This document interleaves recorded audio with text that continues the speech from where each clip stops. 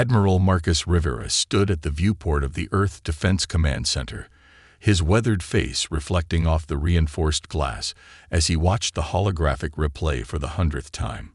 The destruction of Haven Colony played out before him in cruel detail, a peaceful settlement of 50,000 souls reduced to ash by the Curvax Empire's warships.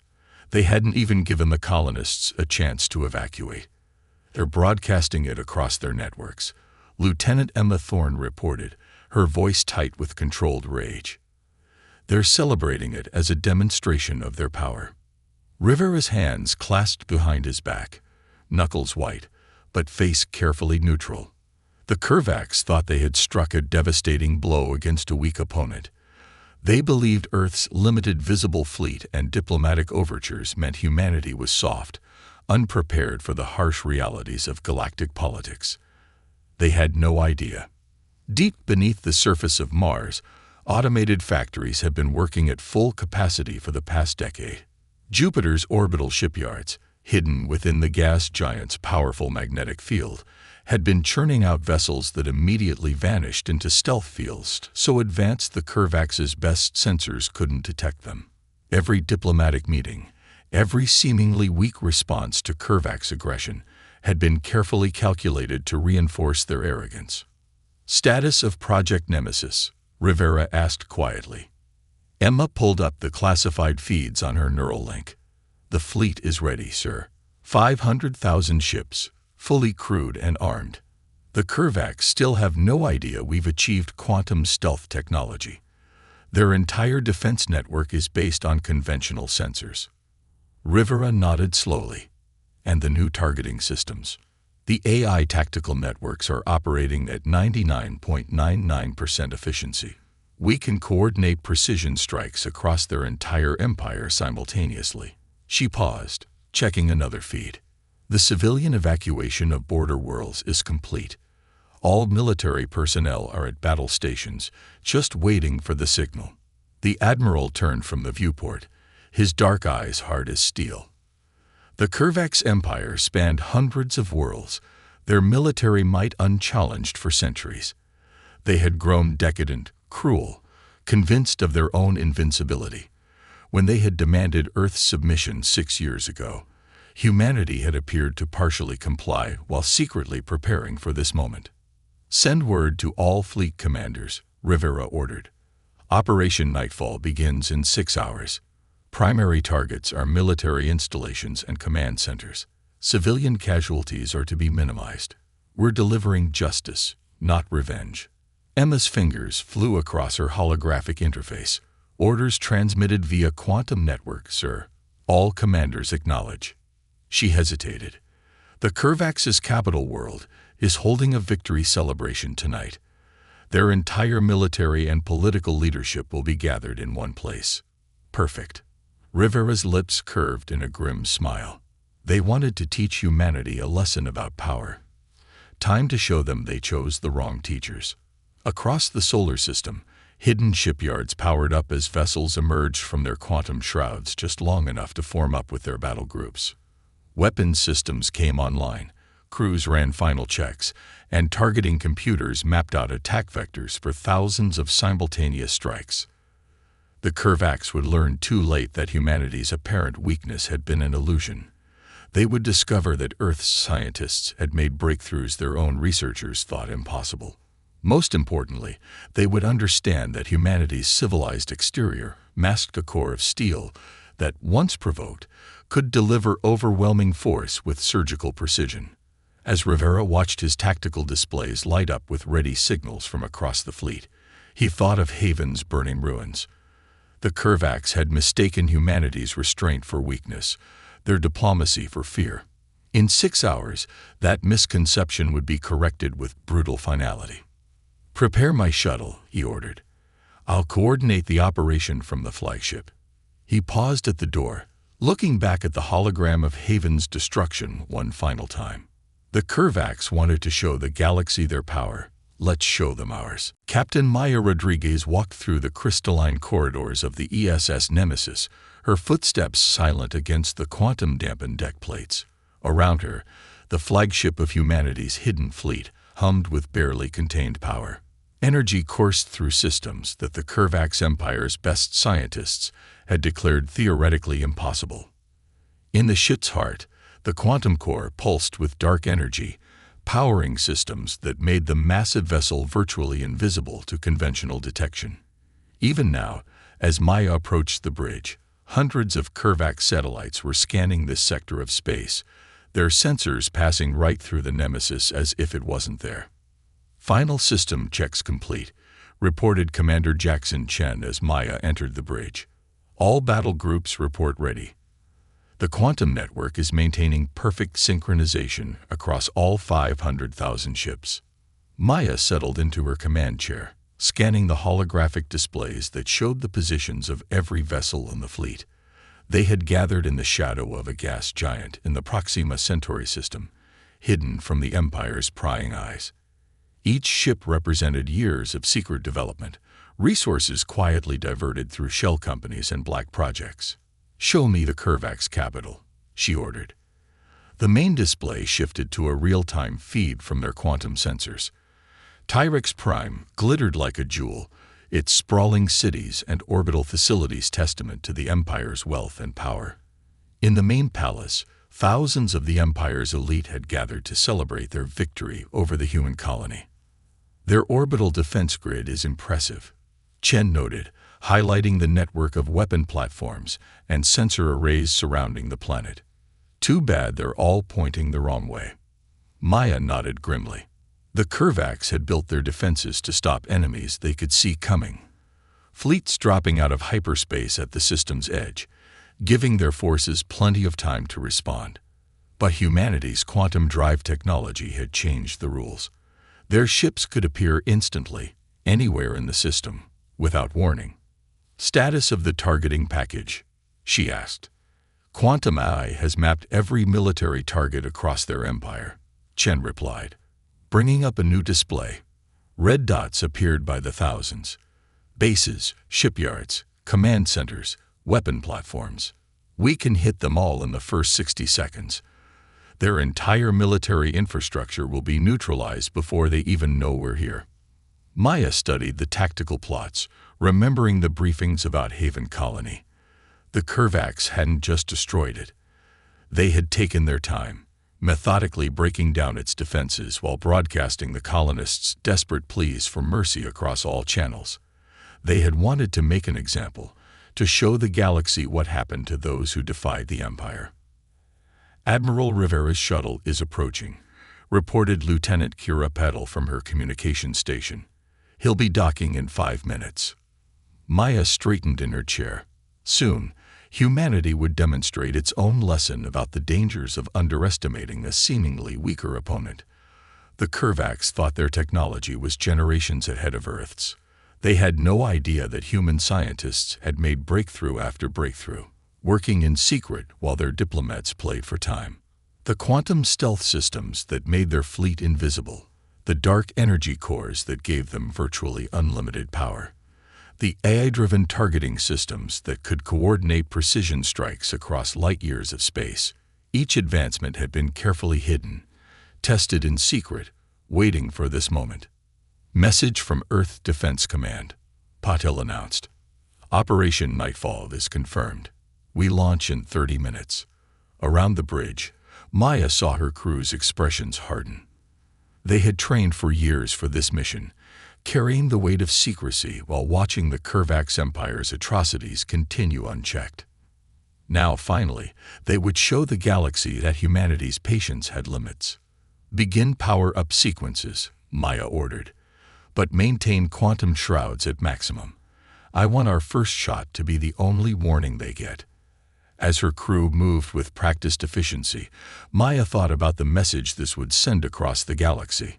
The Kervax had ruled through fear for centuries, believing their technological superiority made them invincible.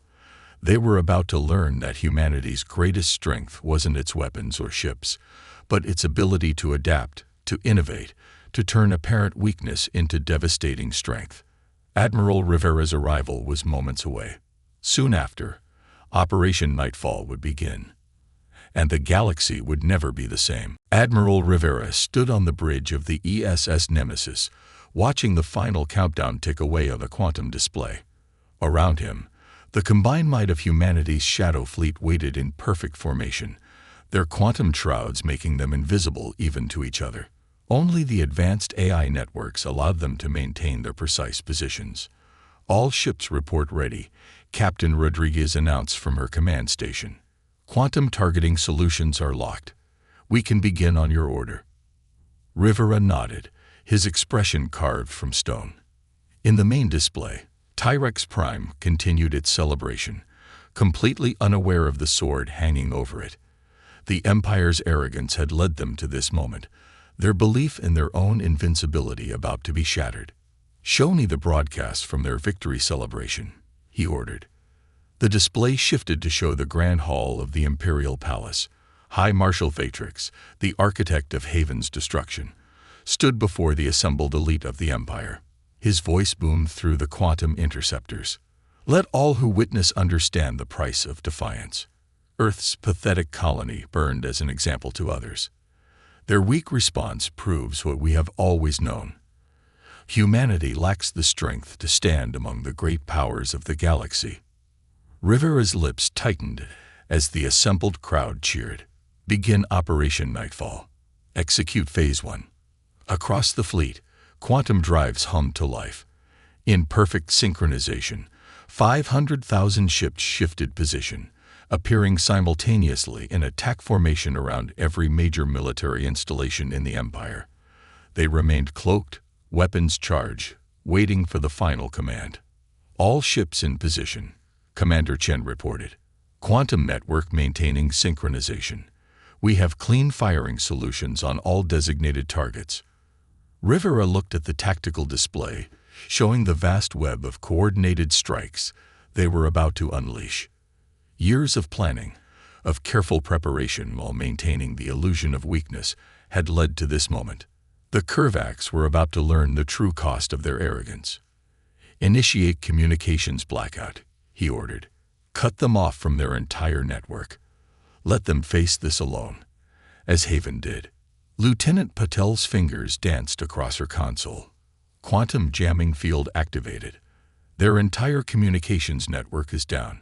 They're completely isolated. In the display, confusion spread through the Imperial Palace as communications failed. High Marshal Vitrix's speech faltered as his aides rushed to inform him of the sudden silence falling across his empire. "All ships, this is Admiral Rivera."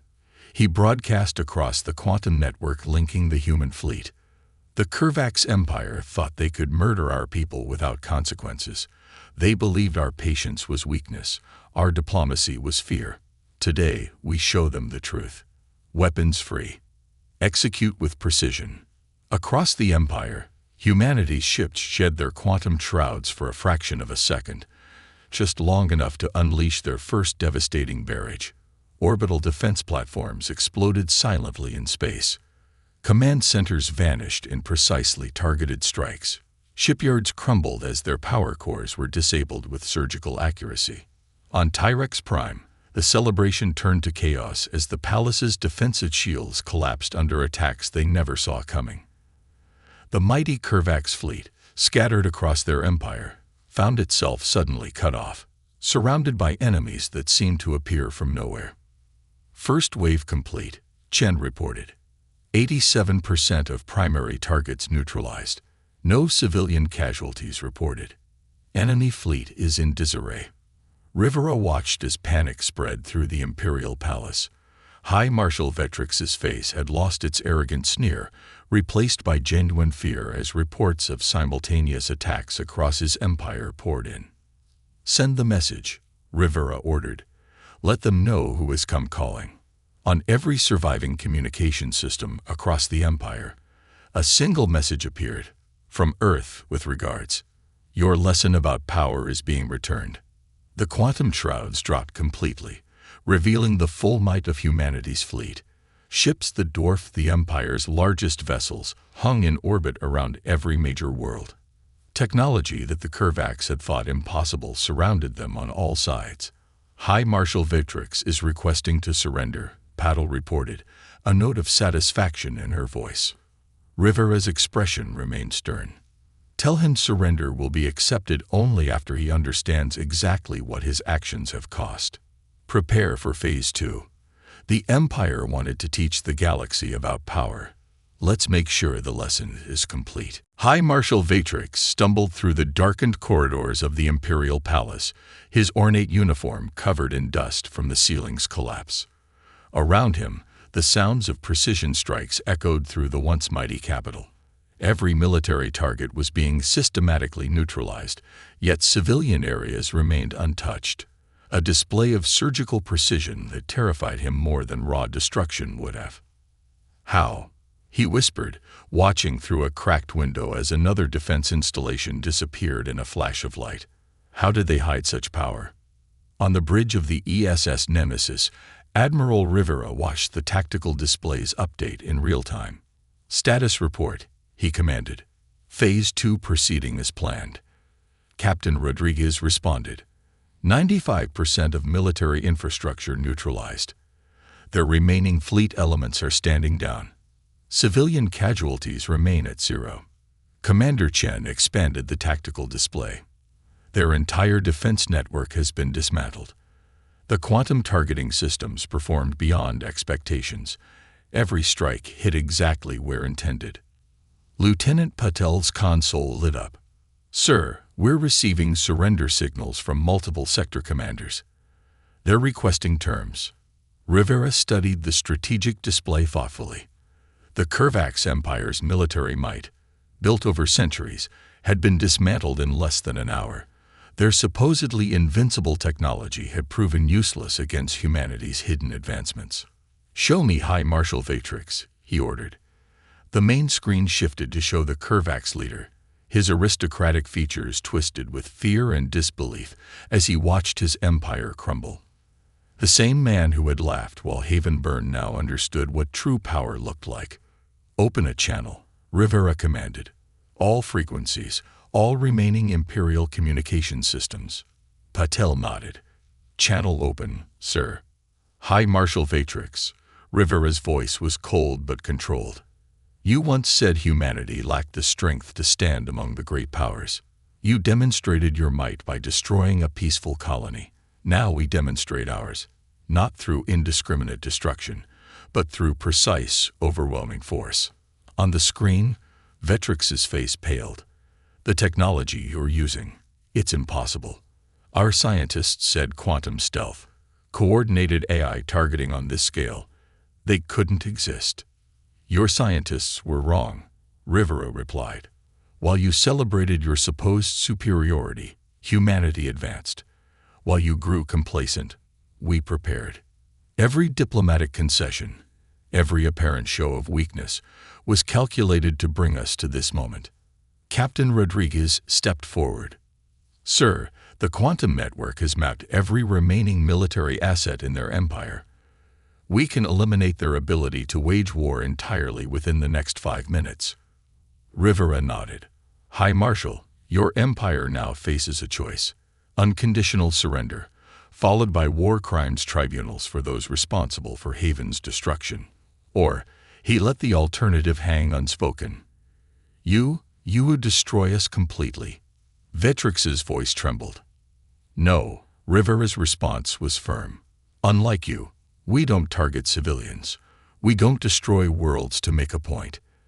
Every strike has been precisely calculated to dismantle your military capability while minimizing civilian casualties. That's the difference between true strength and mere brutality. Across the Empire, the remains of the Curvax fleet powered down their weapons. One by one, sector commanders transmitted their surrender. The empire that had stood for centuries, that had thought itself invincible, was being systematically dismantled by an enemy they had grievously underestimated. Signal from Earth Defense Command, Patel announced. The civilian government is ready to begin transition protocols. Relief ships are standing by to assist any affected civilian populations. Rivera watched as Vatrix slumped in defeat. The mighty empire had been humbled not by matching its brutality, but by demonstrating a superior form of power, one tempered by precision and restraint. "Prepare to receive surrender delegations," he ordered, "and transmit the footage of this operation across all galactic channels. The galaxy should understand that humanity will defend itself with overwhelming force when necessary, but we have not abandoned our principles.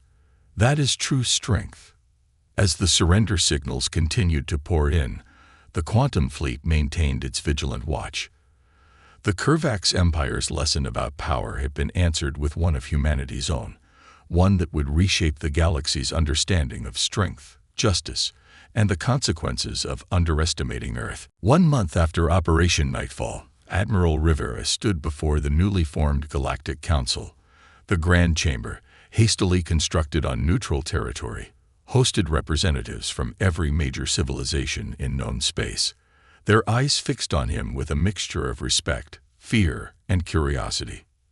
"The reconstruction of former Kervax territories continues on schedule," he reported, gesturing to the holographic displays showing relief efforts across hundreds of worlds.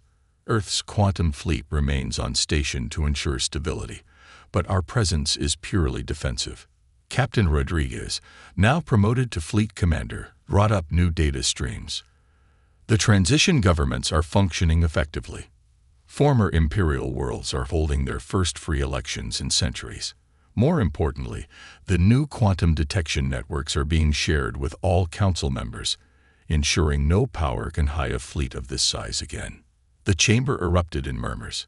Earth's decision to share some of its advanced technology had shocked many who expected humanity to simply replace the Kervax as the galaxy's dominant military power.